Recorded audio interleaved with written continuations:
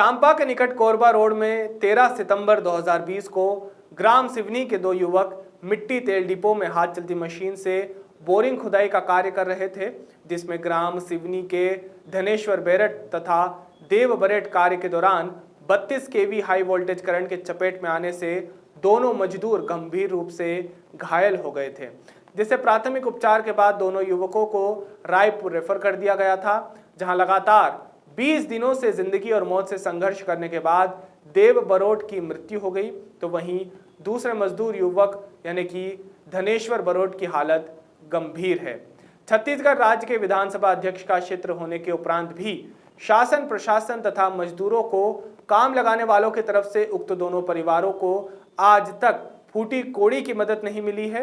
अपने आप में यह गंभीर मुद्दा बन चुका है और लोगों में चर्चा का विषय बना हुआ है। यहाँ पर स्पष्ट कर दें कि दोनों परिवार अब गंभीर आर्थिक परेशानियों को झेलने के लिए विवश हैं, परंतु उक्त गंभीर करंट कांड को हुए 45 दिनों से भी अधिक गुजर चुके हैं। इसके उपरांत भी अभी तक इन परिवारों का भला होते नहीं दिखाई दे रहा है। हम लोग 13 तारीख को बोर खनने गए थे, हाथ बोर। कितना दिन पहले? अब 1.5 महीने पहले। तो क्या हुआ? अब वहाँ बोर खन रहे थे, हम लोग खुदाई कर रहे थे और ऊपर में शायद लाइन गया हुआ था ये वाला। तो कितने जने थे आप लोग? हम लोग 2 जन थे। तो एक जने का और क्या हुआ? एक जन का तो घटना हो गया, ख़त्म हो गया वो तो। चले गए। आपका? और मेरा तो दोनों हाथ चले गया, एक पैर चले गया। जी। तो शासन से क्या आप चाहते हैं? शासन से अब मैं चाहता हूँ, आपके 3 बच्चे हैं, बीवी है, कैसे चलेगा घर परिवार पे लगा कर्ज लेके आप उस समय काम किए हैं, क्या बोलना चाहिए? सरकार की क्या मदद चाहता है? सरकार से कुछ मदद चाहता, कुछ मिल जाए बोल। तब 3 ठो लड़का है मोरो, अब कुछ बन जाए बोलकर। अब पोल डिपो वाला पर क्या चाहते हैं? अब कुछ कार्रवाई करना चाहते हैं, अब कुछ ध्यान नहीं दे रहा है। तो क्या नाम है? धनेश्वर बेरट। हादसा 13 तारीख के दिन ना जब काम करे गरी थे वाय तब बोर खुदाई करत रही से वाय तब पाइप ला एकरी तब दिखाई नहीं पाई, तो हेला तार ला खंभा वाला तब पाइप ला मतलब पाइप वही में जाके टकरा गिस। तो ये मशीन वाला बोर खन रहा है या हाथ वाला बोर? हाथ वाला बोर। किसके यहाँ खन रहे थे?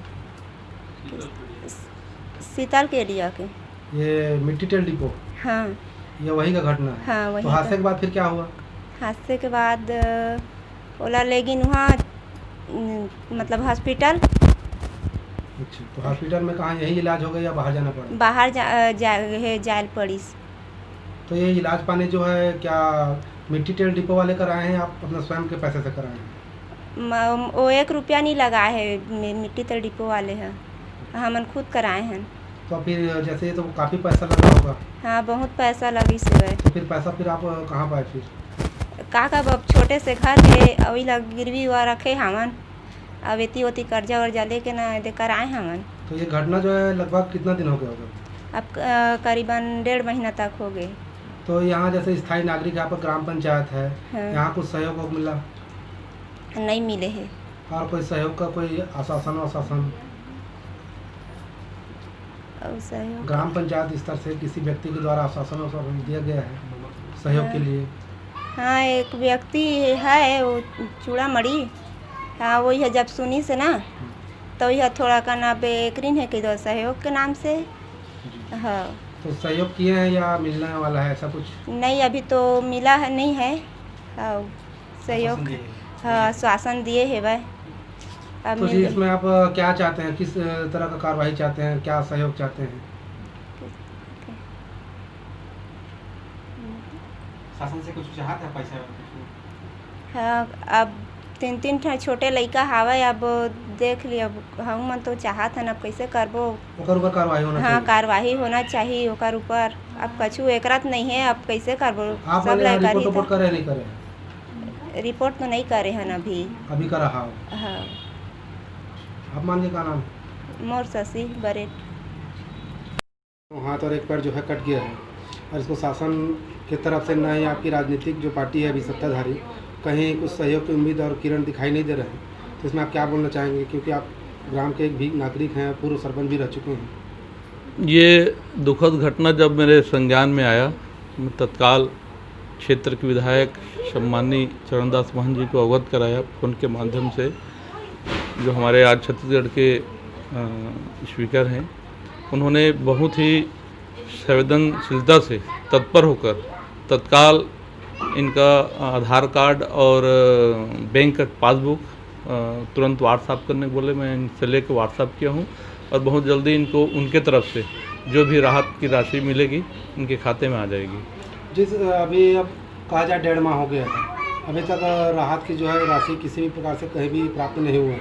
हाँ, अभी तक इनको कोई राहत नहीं मिला है। बहुत ही शर्म के साथ मुझे कहना पड़ रहा है कि जिस मिट्टी तेल डिपो में ये काम कर रहे थे, जहाँ काम कर रहे थे वहाँ 3311 का तार ऊपर से गया। वहाँ बता रहे हैं इनके मुझे जो जानकारी मिली है कि बहुत सारे वहाँ पेड़ हैं, वो तार उनको दिखा नहीं और काम करते वक्त इनका जो पाइप है शायद वो टच हो गया या पावरफुल इलेक्ट्रिक तार होने के नाम से खींच लिया गया होगा, ऐसा लगता है मुझे। जिन लोगों को देखा जा रहा है कि गुमराह करके जैसे काम कराया गया, जिसके कारण हादसा हुआ। जी जी। लेकिन ये लोग गरीब आदमी हैं और कानून कायदा से निर्भिज्ञ हैं। जी। और आप यहाँ के पूर्व सरपंच भी रह चुके हैं और समाज सेवक के नाम से भी जाने जाते हैं। जी जी। तो इसके न्याय के लिए, कार्रवाई के लिए आप क्या बोलना चाहेंगे? मैं ग्राम के सरपंच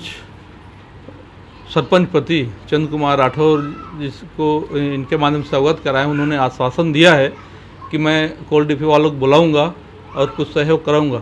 ये व्यवहारिक बात है ना। और सरपंच जी जो भी इनको सहयोग करें या ना करें मैं तो नहीं कह सकता, ये उनकी अपनी सोच है ना। लेकिन मैं जब से मैं सिवनी में आया हूँ तब से मैं दीन दुखी और ऐसे पीड़ित लोगों का मैं सहयोग करता हूँ। अपने पार्टी की ओर से सहयोग कराता हूँ, अपने नेता से को अवगत करा के सहयोग कराता हूँ, व्यक्तिगत भी सहयोग करता हूँ।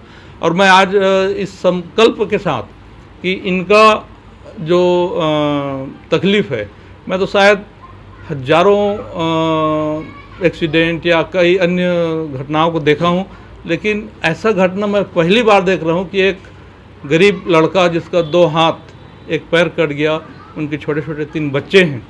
मैं सोच नहीं सक रहा हूँ कि इनका बाकी जीवन चलेगा कैसे।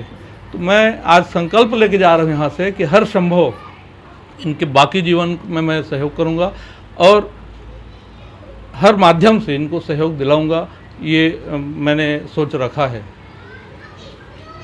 लारा उपाध्याय की रिपोर्ट।